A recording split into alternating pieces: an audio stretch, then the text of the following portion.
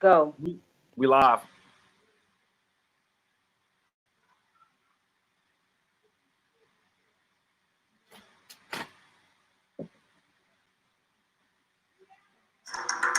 We speak, we speak, we speak, we speak, we speak, we speak, we speak, we speak, we speak, we speak, we speak life. We speak, we speak, we speak, we speak, we speak, we speak, we speak, we speak, we speak, we speak, we speak, we speak, we speak. We speak words crystallized in time. Through the renewing of our minds, we communicate using voice and rhyme. Like mimes use their hands, standing for something, using something more than our feet. We march to the beat of revolution, meaning changing problems into viable solutions, meaning destroying the institutions of racism, sexism, imperialism to which they stand, meaning breaking free from the man and becoming independent thinking humans again. Oh, how I long for the day we reconnect with the land, for this is where our healing shall begin.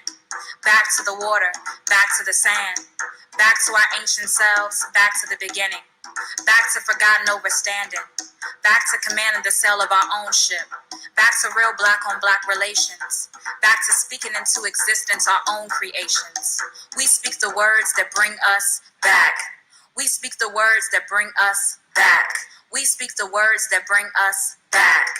We speak back to our ancestors who are whispering in our ears, compelling us to speak boldly and without fear. We speak back to the muted children's voices, praying they hear our cries somehow in our dreams, praying we don't ignore their silent screams. We speak back to those small voices. We hear you. We will be your voice. Speak through us. Teach us how to love ourselves again, how to unite ourselves again, because it's been far too long. We speak freedom songs from lips that have yet to be kissed by their healing truths. We speak to the I and you. We speak to the radical few, reminding us we still have so much work to do. We must not give up now. We cannot give up now. We speak to the eternal womb, spring forth your fresh seeds of change. We speak to the wind, the sun, and the rain, grow us strong again. We speak to the fire next time burning within our souls. We speak like dragons do to their foes. We speak in code. We speak through our drums.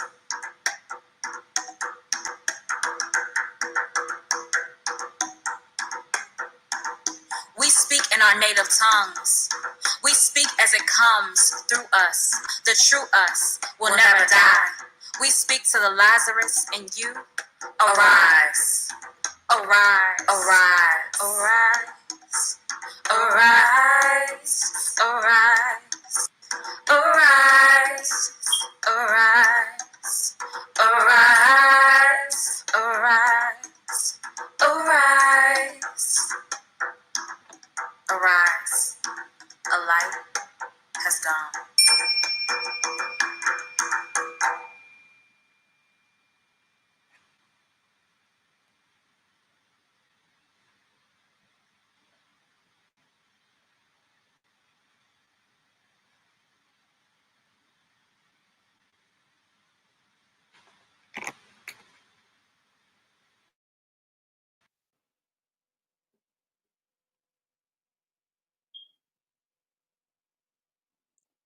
Oba, unmute your mic.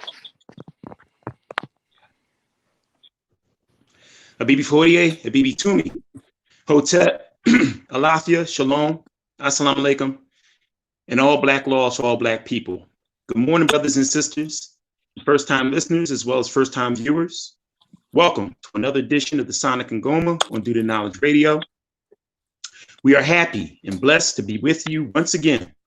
I am Oba Oláyínká with my co-host, Brother Khamuo Heru and Brother Farugh Maat. We are a unified body of concerned activists, visual artists, musicians, business owners, researchers, truth seekers, teachers, and healers. Our goal is to create a dialogue surrounding people, music, culture, politics as it relates to African people's sovereignty, autonomy, and economic empowerment. Here represented as the Urban Shamans Productions, the African Independence Day Organizing Committee, and Be Mayat Incorporated. Before we jump into today's topic, we want to let you know that part of the Sonic Ngoma radio broadcast is brought to you by the Urban Shamans Productions, the African Independence Day Organizing Committee, and Be Mayat Incorporated. Heru Custodial Maintenance and Home Renewal Services, the Temple of the Black Messiah, and of course, Do the Knowledge Radio. Grand Risings, brothers and sisters, peace, Black power. And I want to introduce my co-hosts, of course, Brother Khamuo Heru and Brother Farugh Maat, and our guest this week, the lovely Sister Amaris Selah. Peace, brothers and sisters, what's going on? What's happening? And as you all join us for another edition of the Sonic Ngoma. What's going on, everybody? Peace. What's Give going on, thanks brother? for having me. Yes. Okay. Brother Farugh, you good? No, I'm not. Okay. Yeah. We're going to jump right into the to our topic today. Of course, we have our Sister Amaris Selah with us. But first thing first, of course, this has been a very,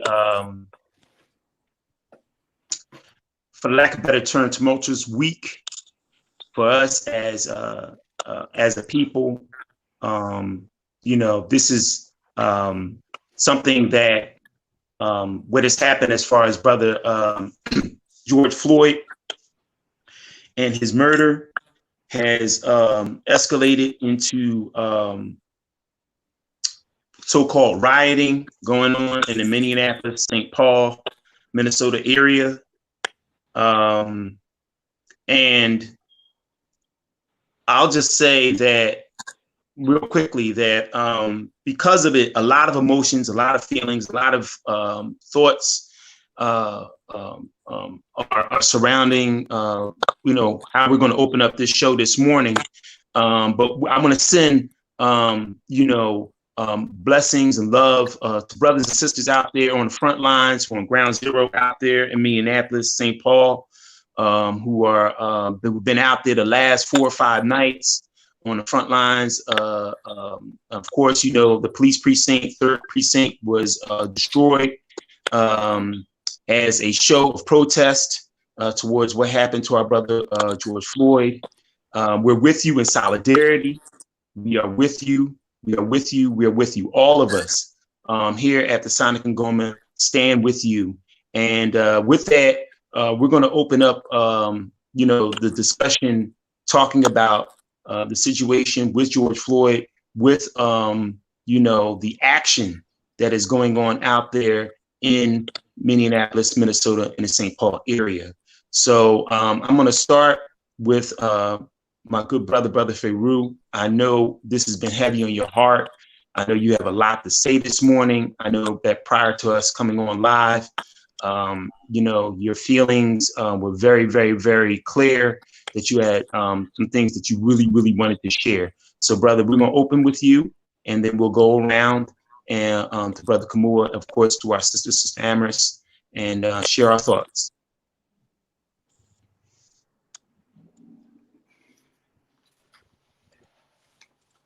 Dude,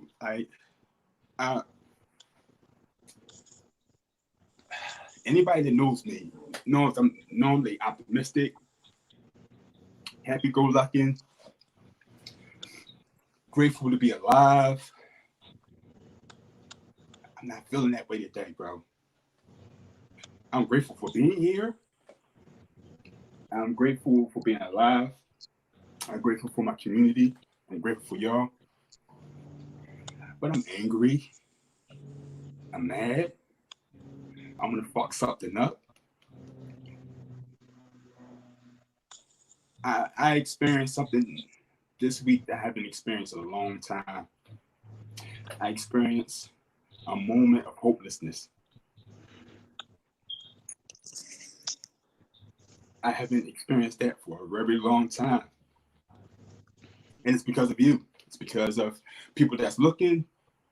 It's because of people that kept me in an upbeat, positive space. But I had a moment of hopelessness this week. And it kind of set the tone for the rest of the week. And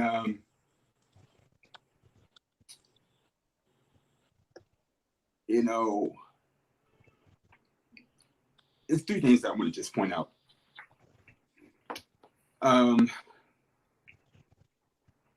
One, my youngest daughter, asked me a question on Tuesday evening. She said, "Dad, what do we do to white people for them to do the things they do to us? And what we do to the world for them to turn it back on us?"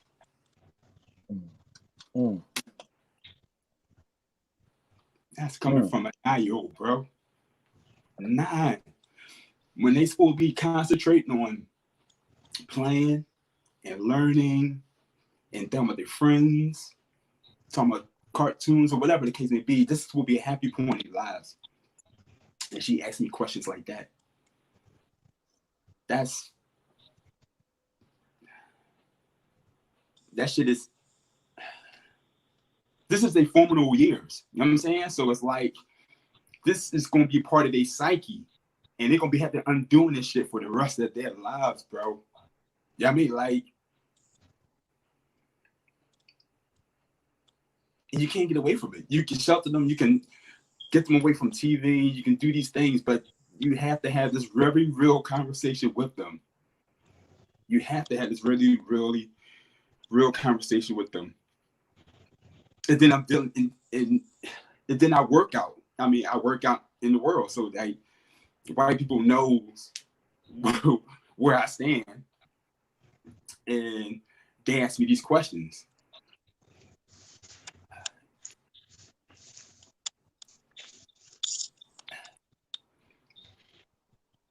I don't know. I just, you know, this system has created a mental illness in us as Black people, African people. I'm sorry.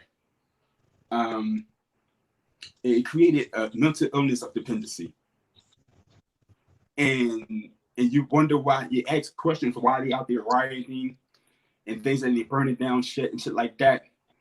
They don't realize that the burning of buildings is symbolism of burning down the system. And they don't have the capacity or the ability to communicate that. So they destroy what's close to them.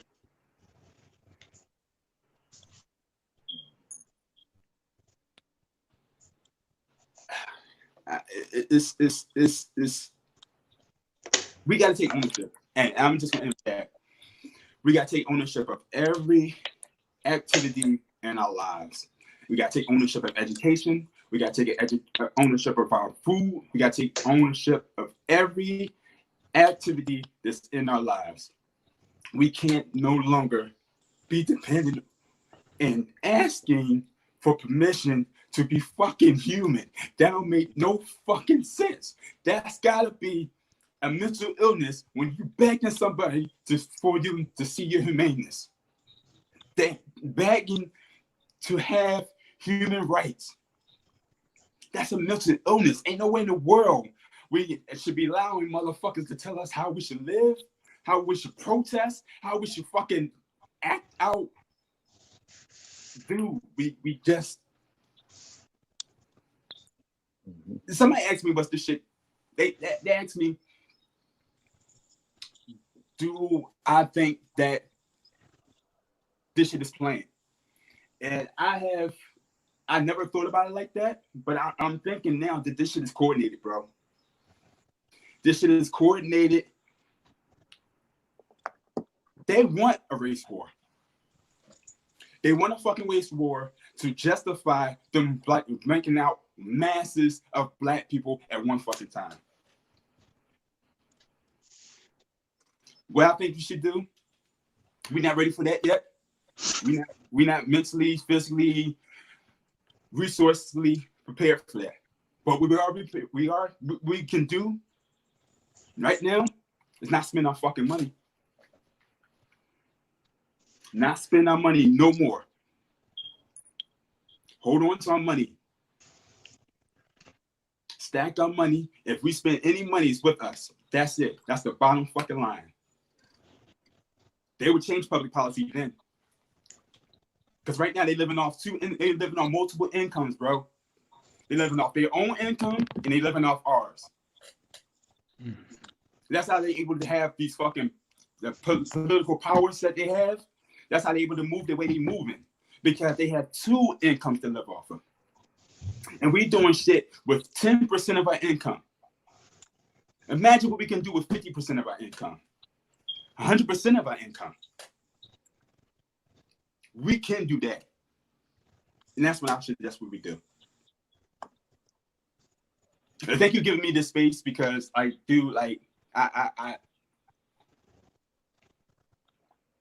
This is why we do what we do. You know what I'm Amaris, saying? I love you. I really was contemplating whether to do the show today or not because I was not in that space. But I have a commitment to the brothers. I have a commitment to the community.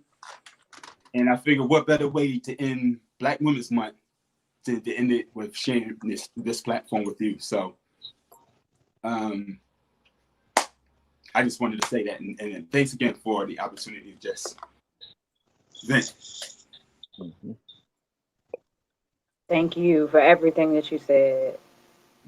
It was filled with so much passion and heart, and I'm not trying to take the floor from Khamuo. Nah, just let's let it flow.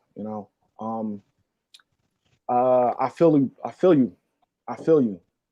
and I'm glad you decided to be and you choose this time to express what you feel right now, because this is the place where you should be able to, amongst like minds, people who are the same feelings, all right, and the same heart that you have. We're all feeling it. We're all feeling it. I have been feeling and reacting in ways that you display right now. I had a conversation with my son yesterday. We haven't talked in about a week. And he called me. And so, utilizing technology, we just went on FaceTime and we had a long conversation. And we haven't spoke like that in a while, but it was surrounding what was going on. And, our children are feeling it, okay? Because they are inheriting this perpetual system of racism and hatred. They have to inherit it, And so I was obligated to sit and talk with him because you're not the only one who feel, lost. A loss of hope. A lot of us feel that. Our children, you spoke about your children. And a long time ago, an elder who I started building with, he told us, he said, the one thing that we need to stop doing is lying to our children. Yes, sir. I work with youth. We're working on a group of 7th graders. We're working on a human trafficking program, awareness project. And so the other adults who I'm working with this project, they're trying to shield them from the reality of human trafficking. That a great deal of human trafficking is sex. It's the sex trade. And I'm saying, as ugly as that is, we are obligated to talk about that. We are obligated to present them with the reality of this. We're obligated. Who are we to shield them from this? This is the world that they are inheriting. Yes. And so, he felt that he felt like this is ridiculous. We read about this in history and we're still going through it. He lives out in New Jersey. He goes to us. He said, I feel it. He said, I feel the contention that white people have for me. I feel the contention that, teachers have for me. I feel it. They might not, blatantly speak out, but his attention it comes through. It comes through when you're teaching history. It comes through when you're teaching literature. It comes through. And one of the things that he said, one of the things that I'm going to do, I'm going to be successful, and I'm going to show my peers how to be successful, because we don't have to, fall trapped within the system. He says so many of his friends, his peers, who have, who lose sight, who get caught up, in the violence, in the, the violence that, they're surrounded by, in the conditions that they, persist in. He said, I'm gonna have to be an advocate for my peers. I'm gonna have to demonstrate that. He said, I can't even talk to them in the way that I talk to you, because they don't understand. Yeah. They don't understand. I can't talk to them like I talk to you, Dad. And he expressed his gratefulness, and that I shared everything with him, that I showed him what I know. I mean, I feel at some point I should have got my son out of this country. I should have got my son out of this country a long time ago. You know what I'm saying? I was listening to our sister Jazara, and she expressed that was the main reason why she left and went back to Ghana, because she wanted her son to grow up in an environment where she can feel and he can feel free. Another friend expressed, get your son out of this country. Yeah. And so we are working hard. It's not, we can't do this by ourselves. You're not alone. That's why we come together as a community. That's why we do the events. That's why we put together our finances and do what we do. All right? Because ain't nobody gonna save us. Ain't nobody, we can sit here, we can burn this bitch down. We can bash some cops here, but the policy, the legislation hasn't changed. The attitudes and the feelings that they feel about us hasn't changed. Yeah. They are the dominant population in the society. So we have to endure the bullshit that they give us over and over and over. And like you said, until we take control over our reality and our existence in this place, then we're just going to be given, oh, we're going to give him a 3rd degree charge. What's bullshit is that? Bullshit. That's bullshit, bro. I'm even more so motivated. I'm so motivated. We've been working for years. Yeah. And even more, like this is the motivation to continue to do what we've been doing. And we're going to do this. We're going to do this, bro. We're going to do it, man. We've come too far. Yes. We're going to continue to build. That's how I feel about the situation. Oh, man, any, Oba, Amaris, if you want to just express your sentiments. Sister, you have the floor. Oh, okay. I was gonna let you speak over. There is so much that I feel and so much that I can say. But a lot of it I definitely don't want to, repeat, but I just want to build on what you brothers have already said and brought into the conversation. One thing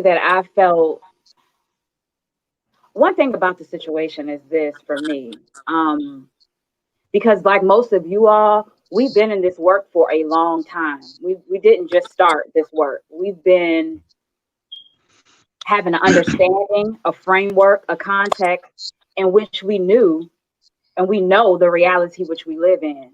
These situations and circumstances that happen, the murders that happen that are broadcasted, because many are happening that aren't broadcasted as well. But the ones that are broadcasted become like reminders to me. If I'm getting slack in my work, tighten it up. Yes. It's like a kick in my tighten it up. But I'm always and constantly in reality.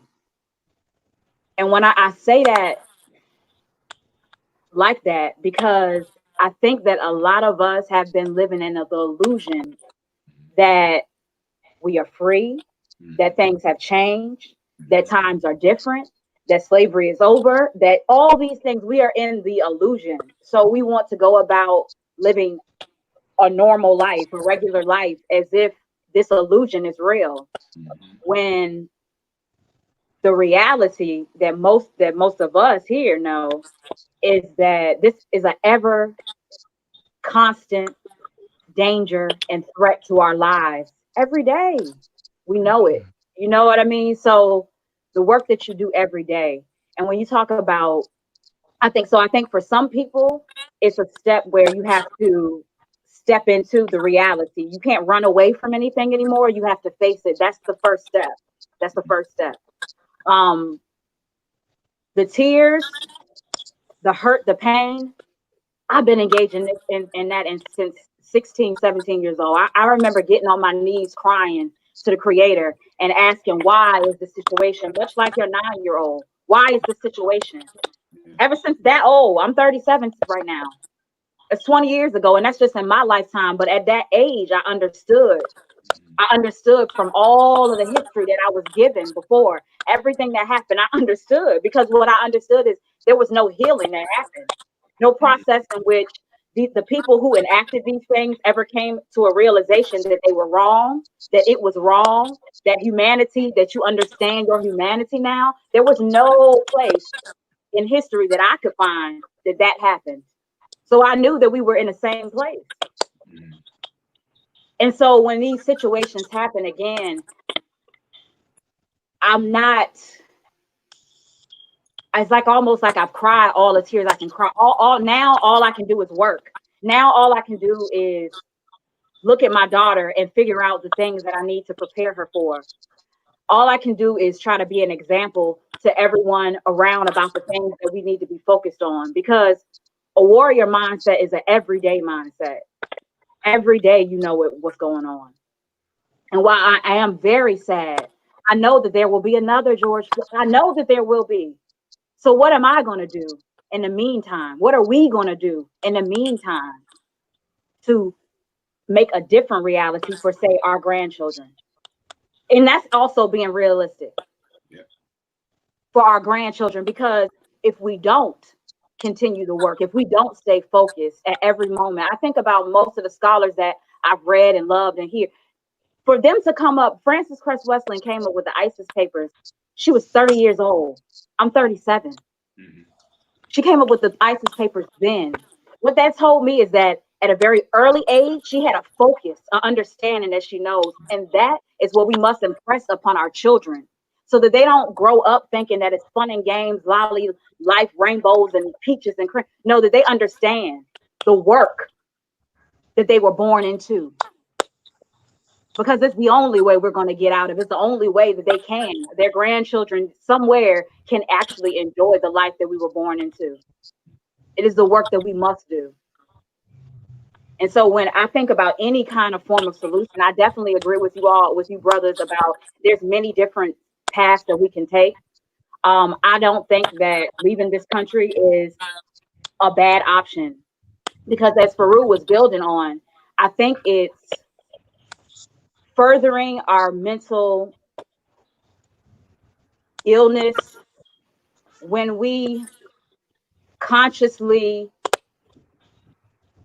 decide to live and have our children live in a state of constant terror, fear, and destruction of their livelihood and their lives. I don't think that is a giving up. I think we owe our children the peace of mind, the to be appreciated instead of hated. They deserve that existence. And also, what we're doing at the same time, every time a child is born in this country, millions of dollars is made off that birth certificate. That's a banknote. So not only are we allowing them to kill our children and kill us, we are also paying them to do so. When we do protests, and this is not me judging any of our strategies, because I think everything that we can do, we need to do. Everything that's in our heart and our spirit to do, we need to do it all. Okay. I at this point, we need to do it all. But what I do want to point out is that when we do protests and we do certain things and we're not calculated and we're not strategic and we're not in a warrior mindset, then all we do is give further money to the system again, because now we have to build up all our finances and get these people out of jail for doing nothing wrong but expressing, you know, the pain and hurt that they're in. But what I'm saying is we have to be more strategic in thought, because all we're doing is feeding them, making them stronger. We're making the beast stronger. Even by having your beautiful resources and skills and talents and everything and paying taxes. Mm-hmm. We're building the beast. Yeah. We're building the beast. And all the while they're not respecting us, but we're paying them. Yeah. Paying them. Here you go. Here you go. That's right. And that's what I find you know, really, really damaging, because it's something different by holding somebody here, and then it's something very, very disturbing about just choosing to stay in a destructive situation. It's like me choosing to stay in a relationship where somebody is beating my every day. You know, it's like you know, and at this point, I'm really tired of any conversation that involves if we just. I'm tired of us telling our children the lies of if they just be a good boy, if they just get a good education, if they just get enough money, if they just no, it's that you're not the problem. Stop lying to our children. They're not the problem. You are beautifully and wonderfully made. You are not the problem. The people who have the hate in their heart, and they also have mental illness. When we want to talk about mental illness, because we already will always want to talk about it in an aspect of us, what we've been through. But how sick is an oppressor who is doing that? See, they've never dealt with their sickness. Mm-hmm. And what I'm not willing to do. So anyway, the short of what I'm saying is that you work and prepare every day as if every single day a George Floyd is happening, because guess what? It is. That's right. It is. That's right. That's right. So every day. Every day. And prepare our children for that reality. Mm-hmm. Well, you know, y'all brothers and sisters know me very, very well. You know, and y'all know my love that I have for Baba Khalid Abdul Muhammad Ibaye. You know, I love that man. You know, if I was going to soldier for somebody, I would soldier for him. And I believe like he believed.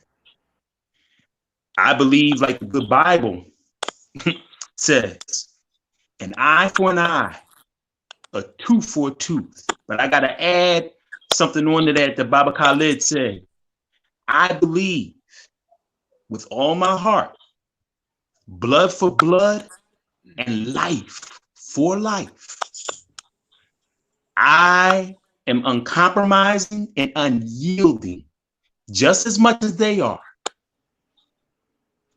I put up a meme this week that I posted on our Afrikan Independence Day Facebook page, and I put it on my own personal page. And it says that prayers and tears won't stop you from dying. You can pray it away. You can close your eyes and act like it's going to go away. You can march. You can protest. You can try to appeal to the humanity of white folks. They don't have humanity. You're not dealing with a humane individual. They have no compassion. They have no empathy. They have no sympathy. They have no soul. They have no heart. They're not humane. You can't rationalize, negotiate with these people. You can come the Christian route with them. You can come, you know, the pacifist route with them. It ain't going to happen. I'm not speaking to the three of you because you all know. I'm speaking to the public out there that is listening, first-time listeners, first-time viewers of this program. It ain't going to happen.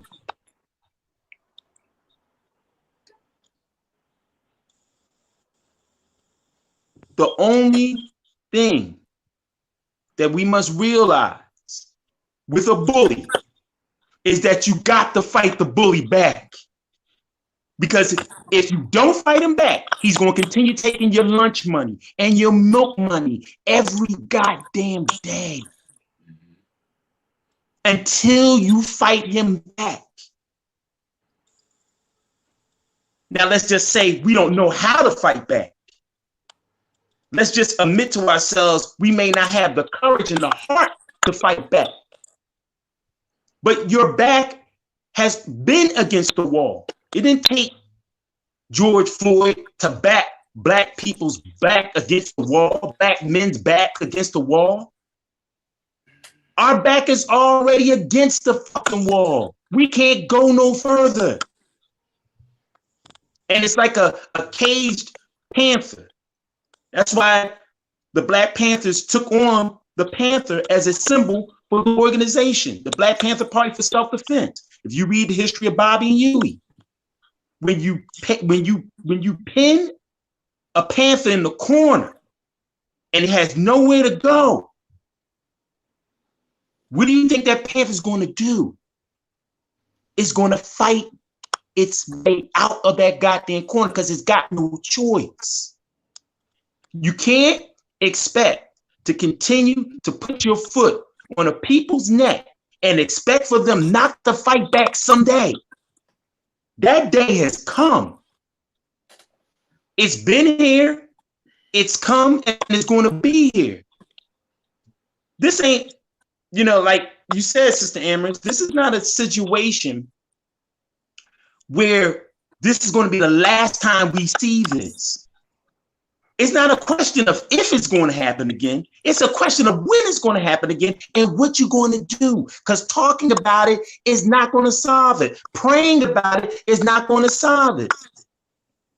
Having protests and marches and carrying goddamn picket signs and placards ain't going to solve the shit. As I put out this week, another meme I put out, and it said, we can act gangster. It's easy to act gangster with one another. But it's even easier to act pussy, or act like a pussy against white supremacy. So my call went out to all the so-called gangbangers, thugs, YGs, young guns, shooters, Bloods, Crips, Vice Lords, L. Rookins, all y'all cats with 4 or 5 teardrops in your eyes, fucking telling war stories and bragging about how many bodies you got of other black men and other women and children who caught in the fucking crossfire, and you bragging about that. When it comes to white supremacy, y'all a bunch of bitches, a bunch of pussies. I don't give a fuck who's listening to this show. Y'all a bunch of bitches. Because when the white man comes around and anything like that, y'all motherfuckers don't have shit to say. You can hear a rat piss on fucking cotton. Y'all already know how I feel about the situation. And it's going to take much more than burning this shit down. As I had a discussion this week with someone who I went to high school with, actually 2 weeks ago on Facebook, and he got all emotional about the fact with the situation with Ahmaud Arbery, that the Black Panther Party came into the community in which he lived and wanted to patrol the community. Now, I don't got no problem with the new Black Panther Party. My thing is that that's cool. In a sense that it shows a whole lot of symbolism. And as a people, we've gotten caught up into symbolism, carrying guns, looking strong. But what substantive solution came out of patrolling the fucking community 3 months after the situation happened? And so the brother goes ahead and tells me, oh, well, we don't want to commit no random act of violence. Please, random act of violence. African people, black people in this country have been past fucking random acts of violence. You take one of mine, I take one of yours. That's fucking called retaliation. When you make your point clear that you ain't taking this shit no more, this fucking cracker going to deal with you differently. He's going to say that y'all motherfuckers mean business. Oh, I got to be careful in how I fucking deal with him. Because if not, he's going to continue to do the same shit that he's been doing day after day after day, week after week after week, month after month after month, year after year after year. How much do y'all motherfuckers want to take this shit? How much do y'all really want to take this shit? Had another person, because I am on social media a lot, tells me, oh, well, you know, even as a Christian, I think that what it is wrong, because like I said, they want to, you know, the wife of George Floyd talked about, oh, well, forgive the officer. Fuck forgiveness. Because forgiveness is not going to bring your husband back or your fiance back. Fuck that. We're past forgiveness, way past forgiveness. We can't forgive anymore. It's not in us to forgive. Fuck that. And so I spoke to this that yo, don't give me this weak fucking Christian, turn the other cheek type shit. Fuck that. I ain't hearing it. So then the sister says, well, I'm a Christian. I don't believe, I believe just like you do. And I said, if you truly are a Christian, if you are truly crystallized in the oneness of Christ, then be a Christian like the Black revolutionary Messiah Jesus the Christ was. Live the life of a Nat Turner, Prophet Nat, who was a preacher, who taught the word, but saw the word as a revolutionary stance for African people to take, to revolt, to rebel, to resist the enslavement of African people. Be that type of Christian. And there are a number of examples out there. Don't be no fucking pacifist who's going to sit around and pray and hold hands and sing kumbaya and, you know, we shall overcome type of shit. No, we shall not overcome. We're going to fucking win. That's why we need to stop using this term, I can't breathe. No, we can breathe. You can breathe. You can live. You can resist. You're going to win. Stop that I can't breathe shit. No, I can breathe. You may not be able to breathe, brother. You may not be able to, sister, but I can breathe because I'm going to win. I'm going to win. And I'm going to find other winners to be around me who I'm already around. Right. It's about your it's about your tribe. It's about your clan. It's about us sticking together with the tribes and clans that we have. The masses of our people are not going to make it. They're not. Let's just be honest. We can help those that we can help who want to hear what it is that we have to offer. But the masses of our people are not going to make it. They're not going to make it. They're not going to survive this. And I can live with that. I can live with that. But I know and understand that with my clan, with my tribe, that I am going to win. So I can breathe, and I will breathe. I will breathe clean, free air. As a sovereign African, I'm going to win. I am going to be in a space of our own, land that we can call our own, where we govern ourselves, where we feed ourselves, where we clothe ourselves, where we educate ourselves. I can't worry about the masses of the people. I can't be funny style in terms of thinking, oh, well,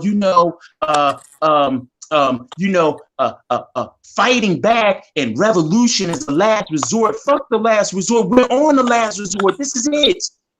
You get no other chance. Our time is now. If not, it's over for you. It ain't over for me. And I know I'm wise enough, as Baba Khalid Muhammad said, to never share battle plans and open communication on forums like this, television, or media. I ain't that stupid to tell what it is that I plan to do with others who plan to do it with me. But I know one thing is certain, is that this bully is not going to get its knee up off your neck until you fight the fuck back. Hell with, filming the shit. Yeah, I don't get that. You see a brother and sister, man, you got to fucking put your life on the line. I don't get that either. I don't get this shit. People pulling out cameras. Oh, I'm gonna film it. But that's just enough. That's just all I'm gonna do. But I don't want to put my neck on the line. And this brother is just being suffocated, dying right in front of you. I don't understand where the punk and the pussy is coming from in our people. And y'all a bunch of punks and bunch of fucking pussies. I'm gonna call it the way it is. Fuck burning down the police precinct. No. I'm gonna find the motherfucker that did it. I'm gonna handle him and anybody else. We gotta get like that. We cannot hold any punches any longer, people. We are being warred upon and we're losing. As Mama Marimba Ani said, till you come up with an effective strategy to fight back. You're losing. We are losing. Because you motherfuckers want to be punks and pussies. But have all the heart in the world over petty shit amongst one another. Petty shit that don't amount to any fucking thing at the end of the day. This shit is real. This show is real. I'm fucking real. My co-host, we're real. That's right. That's right. That's right. That's right. It's time, man. It's just past time. It's just past time. You know me, man. I got a whole bunch of shit I could say, but I'm gonna leave it at that. You know what I'm saying? But it is what it is, man. Y'all know where I stand with it. Bring that shit. The one thing that I do want to say is that each and every person that's here, you know, we've been in this for a long time. You all know us from the work that we do. And, you know, that brings me to our guest today, Amaris Selah, Amaris Howard, artist, poet, writer, educator, independent Black business operator, sister of ours. You know, I met Amaris about 2010 or 9, I believe. At the International Locks Conference. And, you know, me as an artist, Urban Shamans, and she was an artist that Mama Kosa would, you know, work very hard to bring authentic Black artists to, you know, the platform of the International Locks Conference. But in meeting her, we have done so much work over the years in terms of, you know, artistry and activism. In a previous show, we talked about artistry and activism. And so my question to Amaris is, how do you use your creative form as a mean of activism? Oh, wow. Of course, I love that question. And I love the work that I do because of that, because it is a platform for activism. I first got into poetry first by trying to, as I discussed earlier, write out the confusion that I was existing in. I wanted to write it out and figure it out. And so I began writing, and I kept those poems close to myself at first. And then there was this invention, not really, I'm being, you know, funny about that, but there was this invention of spoken word. And what I mean by it became popular. It became the thing to do. And so here it was, my poetry that was written in small and quiet places and private places was now being accepted and heard on larger platforms. And people were feeling the same things. You were able to know that people were feeling the same things that you felt. And so at that point, I really realized that it was a tool of activism. Because for us, our whole entire life is political, you know, so regardless of whether I wanted to be an activist or not, by virtue of me speaking my truth, the truth that I live and the truth that my brothers, my family lives, that became activism because our lives are political. So fast forward, I began to use it in very intentional ways. To spread awareness, to raise consciousness of people. Because again, as we've talked about in this conversation, we might be having the same conversation, but there are some people who are outside of this conversation. And there are points in which we hope to plant seeds that bring them to maybe 5 years being here. You know what I mean? I don't know, but though that is my contribution, via word and art, and also connecting with brothers like you who are of the same mindset, of the same work ethic, to bring a larger platform to the voices that we all have. So you all have beautiful and put instrumentation and energy and power and opening up platforms as you do with African Independence Day, so that the words can be proliferated, the activism can be proliferated. Absolutely. Amaris has participated in African Independence Day celebration for several years coming. And I mean, we try to choose artists that accentuate our message. And, you know, as the Urban Shamans production, we have collaborated. The opening video was a collaboration video between me and Amaris, Urban Shamans production, in which we put together back at the Gates of Zion, you know, Pearl of Africa, you know, and, you know, look how things worked out. You know, we continue the work and the legacy of Hamid. Amaris, you had an opportunity to meet Brother Hamid and, you know, see directly, you know, the work in the community, you know, that, you know, we've been working and contingent with what he was about. So, you know, are there any other questions that anybody want to ask, or go ahead, Farugh? Well, again, thank you for sharing this sacred time with us. My question to you is, I didn't have a question. It's not even a question. I think more of a comment.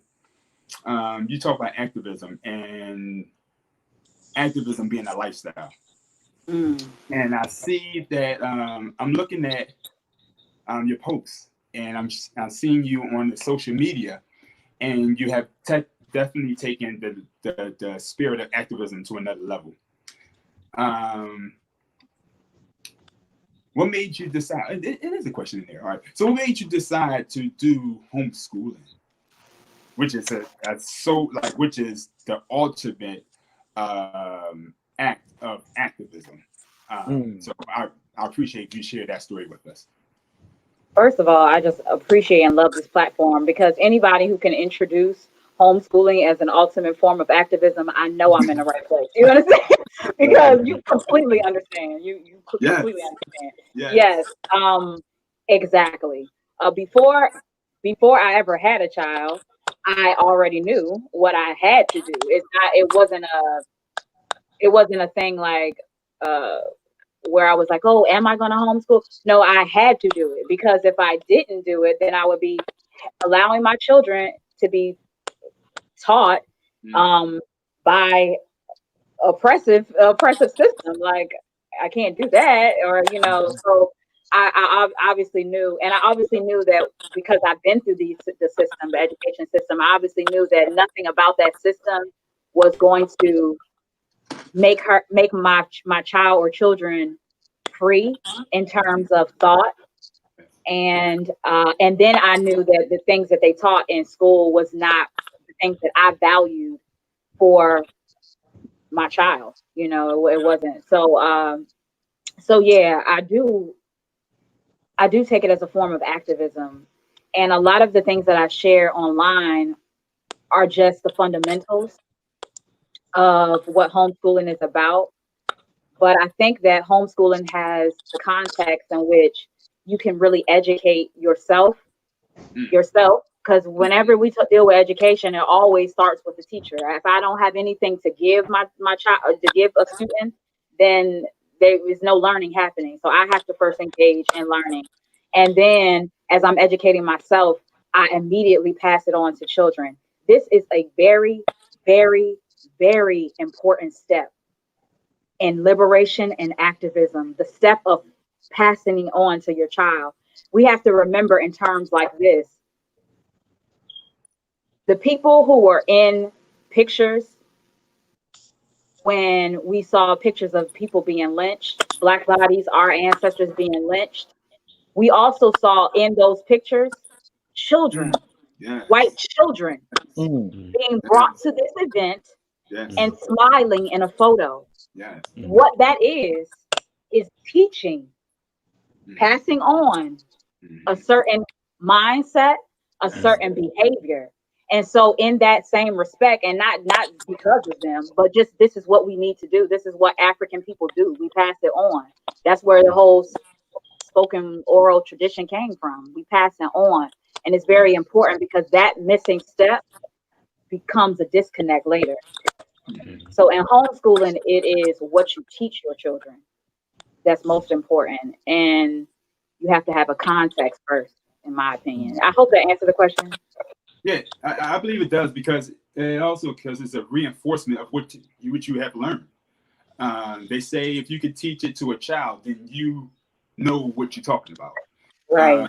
We experience a lot of times where people are just like having these debates, this mental masturbation per se, because it's like, I know this, I know that, but then nobody's really practicalizing what they're actually doing. And so wisdom is the actual practice of what you know. And so teaching children is the best way to implement that. So I just really want to salute you on that, comrade. You're doing a beautiful job. Give thanks. Give thanks. And I just want to take a moment before someone asks another question to just say, in the frame of homeschooling, I want to put it out that homeschooling is not an easy task. It's not that it's easy or something that, so I understand people's feelings around not necessarily wanting to take on that kind of endeavor. But what I will say is that sometimes we love our children, but love is an action. Yes. And it is hard. It's hard. It's so many days that I don't feel like getting up and doing it. Right. But it's so many days that I don't even feel like putting in the energy for it or motivating her, because you have to motivate the children sometimes to want to do it. It's so much involved in it, and I don't feel like it sometimes. But then that's when it kicks in, like instances like George Floyd. I can pull on Emmett Till. I can pull on nope. I got to get to work. I got to do this. Because it's that important, and because love is an action. It's what we do, and I deeply love not just my child, all of our children, deeply. So, on the other side of it, where I've been sharing on social media, is to hopefully be an encouragement and an inspiration and motivation. I always offer help to anybody because I love our children, and it is an action that I am actively participating in every day. My question to you, Amaris, is as an artist. Well, actually, it's a two-part question, two different questions, but yet two-parter. The first part of the question is that as an artist, who are your influences? Who inspired you? Who are the artists that who have played a major impact on your career singing? And number two, you are in addition to being a tremendous artist, in addition to being a mother and a homeschool educator, you're a healer. Could you offer up some of your wisdom as far as certain herbs and things that you've worked with, certain things that you're finding can help build up the immune system, in particular, because even with all of this stuff going on with George, with George Floyd, we're still in the midst of a COVID-19 pandemic, not pandemic, but pandemic. So can you offer up some, herbs and some things that people can take to keep their immune system strong, their body strong during this pandemic? Absolutely. And thank you for asking those questions.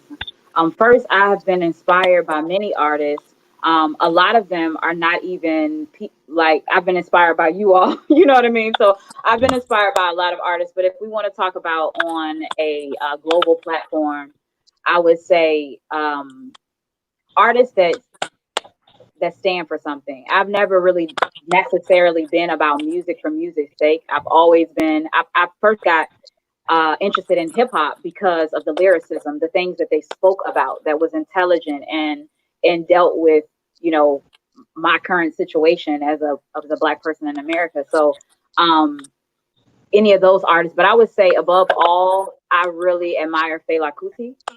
And because once coming in contact with Fela Kuti, it changed the whole dynamic, because what I realized is he was doing something very intentional. He was very, very intentional about the whole inception of Afrobeat period. Like the whole inception was, I mean, and just to be able to do that, to make good music that is also a form of protest. So he is someone that I look up to and I'm inspired by, and he dealt with fear in a way that I can respect and love. Is the music and the man, they're not separate from me. And no more than any artist. I don't separate them. If you talk good in music but you're not living it, then you cancel yourself out for me personally. So yeah, I would say him.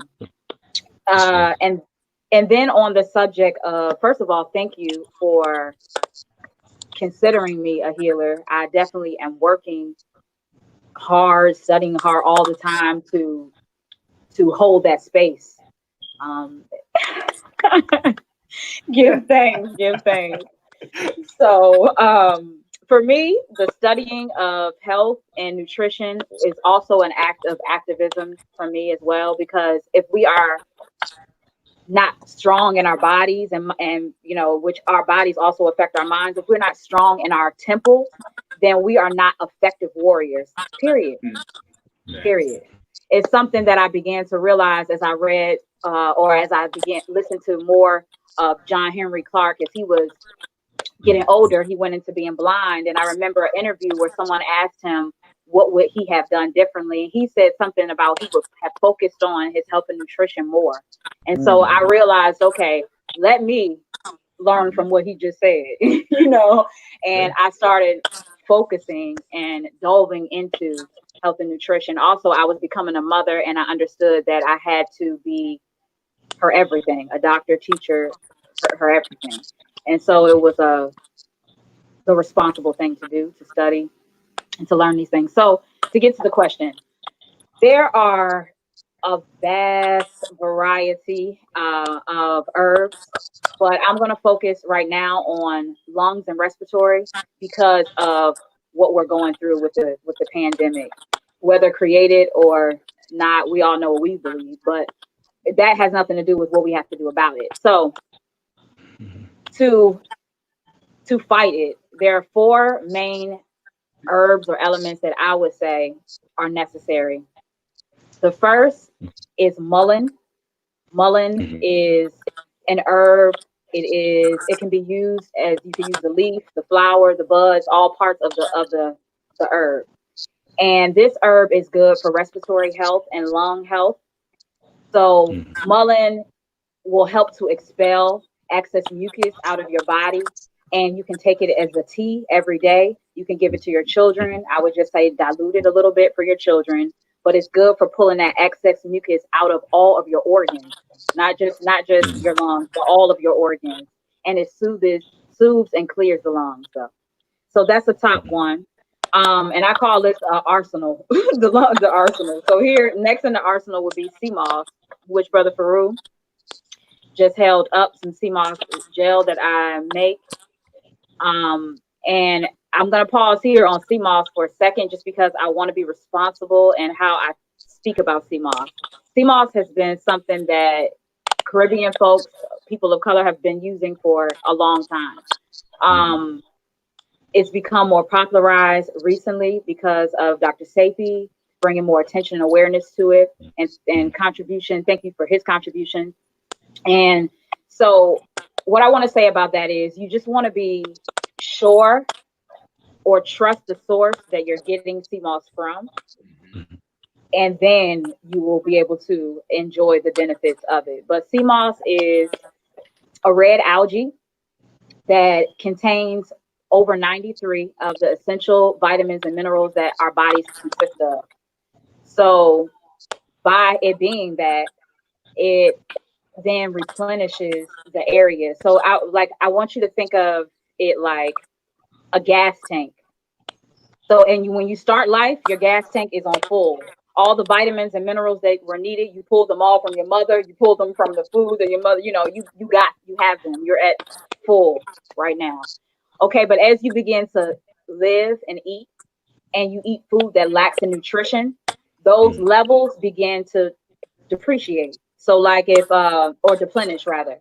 So say our vitamin C is at 100, it's dropping down, or our vitamin B or whatever, it's dropping down slowly. So by the time we get to the age that we are now, some people before now, depending on what you've been eating and what nutrients you've been lacking in, are almost depleted.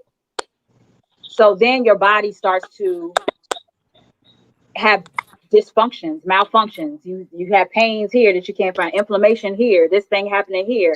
All these things happening because those vitamin levels and mineral levels are depleted. What CMOS does is come in and replenish all of those vitamins and mineral levels that it contains anyway. Because again, it doesn't contain all of the ones that our bodies need, but the majority of them it does. It replenishes those areas, then bringing your body into wellness again. Mm-hmm. So was that clear? Yes. Okay. Mm-hmm. Okay. I testify. So, I testify. Yeah, let's talk about that product right there. Farugh is showing, and what is it, and how can we get some of that? okay, so it is CMOS gel that is out of the Atlantic Ocean is the source. Some I get it from different places at different times, but largely from Jamaica and St. Lucia. And then I take it in its raw form, clean it very thoroughly because it has to be cleaned very thoroughly. If anybody is used to collard greens, chitlins, anything, you have to clean things very clearly. So CMOS is the same way, which is why you don't want to trust anyone to do it. And then put it with spring water, mix it down, and make it into a gel that people can easily put into anything. So I call it Think Freedom Foods because again, these are all these things are connected. All the warrior work, everything that we're doing is holistic. It's not in isolation. So we're getting free through food as well. All right. And so you can reach out and purchase some CMOS gel from me via my social media platforms, which are Facebook, Amaris Selah, the name that you see here, and on Instagram and social media. I'm working on a website as well that will contain all of the different spiritual healing products that I create and have. And so I just finish up on CMOS and say it assists in clearing the phlegm from the lungs and helping to heal as well. That's the other thing that it does. Colloidal silver would be my next on the list, and that fights respiratory and lung infections. So it's very, very important because some of us are constantly dealing with infections of the respiratory, because of so many reasons. But so colloidal silver is one we always keep in the house. And it doesn't take a lot. Colloidal silver is very powerful. So just a little will go a long way. And then the last is essential oils, peppermint oils, and engaging in breathing practices to deepen your lungs. So meditation, but also deep breathing because it oxygenates the entire body. It brings more oxygen to your cells, which makes them function better. Thanks. Word. And then into other things, I'm into stone healing as well because a lot of people are saying that part of this pandemic has to do with 5G networks, which I'm not going to get into the controversy around any of that. I'm just going to say how I look at everything in life is that I want to be covered in all ends. If this thing is true, I want to be covered. If this thing is true, I want to be covered. If this thing is true, I want to be covered. I'm putting eggs in all baskets. So there are also stones that I sell and that you can also get that help to reduce the levels of EMF radiation and so forth and so on. Some of them are on pork back here, black Tourmaline is a big one. Organite is another one. So there are many different phases of healing, so to speak. Yeah, we just got some Shug-Night in ourselves, so that's what we've been working with. Yes. Wow. Good. Well, Good. I know this is a very powerful broadcast. It was very cathartic for us, you know, and this is what we do when we come together. I mean, you know, we provide healing for ourselves and for our people, you know, through our art, through our conversation, and you know, just vibrating. And the number one thing that sustains us is love vibration, you know. So, you know, I want to thank Amaris, Selah, Amaris Howard for joining us. Could you give us your contact information once again? Yeah, especially for those who want your music. Oh, Right. we haven't even begun to start talking. I mean, we definitely got to have Amaris back. You know, this is something that you might see some of our guests cycling back because Yes, exactly. these individuals are, you know, they bring so much, you know, and so just one sitting is not enough time to, you know, capture all in what they do. So we definitely will have you back if you know, you care to join us once again. I would definitely love to. And thank you so much for, like I said, creating this platform that we can engage one another and engage community in and help us grow together a little bit faster. My CDs so far, I've come out with 2. And the third one is in the making. I need to put some more fire behind it. Brother Khamuo and Brother Farugh and I got together and began to create parts of the third album, but it is because I'm everywhere because life is real. We got a couple albums in the works too. Okay, they're coming out. We're getting them out. You know, we know that is part of the work as well. And so thank you for whoever dropped my website here, even though that website is not as active currently. But I will have that another website up soon because I've had to sort of transform again myself and also what I do and more kind of hone in on what I want at the present moment to focus on. So I'm revamping the website. But my CDs are available through distribution online as well as physically through cdbaby.com, which then outsources them to Spotify, every other place, iTunes, and everyone else. So it is 2 hashtags. The first album, 2 links. The first one will be cdbaby.com/Amaris, AMARIS. And that's my first album, which is Black and Blue. The second album is Sell the Shadow, and that would be cdbaby.com/Amaris Selah all together. So AMARIS SELAH. And both of those albums can be found there, as well as if you just Google, you can find many things for what I do. And then my social media outlets are all under Amaris Selah. So you'll find me easily that way. And I love to engage anyone in conversation. I love to help our people. So I will freely give you any information that you need because, again, I love us. I love our children. And it takes us doing all that we can do to get where we want to get. So, or we have to get. So, well, we love you. We love you. You're our sister. You know, we're family. And, you know that you will be back with us very, very, very soon on the Sonic Ngoma. So we love you, sister, and thank you for being with us. Thank you for sharing your thoughts, your feelings, and about the situation with George Floyd, but just with all that you're doing. I admire you, and just want to say this. I'm going to also give a large shout out to all the sisters that showed all the love and the support for Black men, for African men this week. And not only this week, but show us love and support each and every day. As much as you appreciate us, we even more so appreciate you. So we love you. my sister. We love all of our sisters. And thank you for being with us on the Sonic Ngoma. Thank you. Thank you all for this platform and for the work that you do. Because y'all been consistent too. Thank you. Thank you. Thank you. Peace. Thank you. So as we move towards close, we want to give out our information on how you can get in touch with us, the African Independence Day Organizing Committee.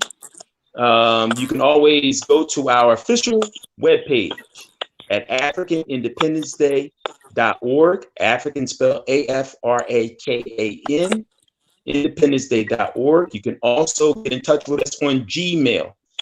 Anything about the show, the Sonic Ngoma, anything about African Independence Day, Maya celebration, or the Pan-African Do for Self Junction News, you can get in touch with us at AfrikanIndependenceDay@gmail.com. African is also spelled AFRAKAN, IndependenceDay@gmail.com. You can also hit us up on social media anytime on Facebook or on Instagram.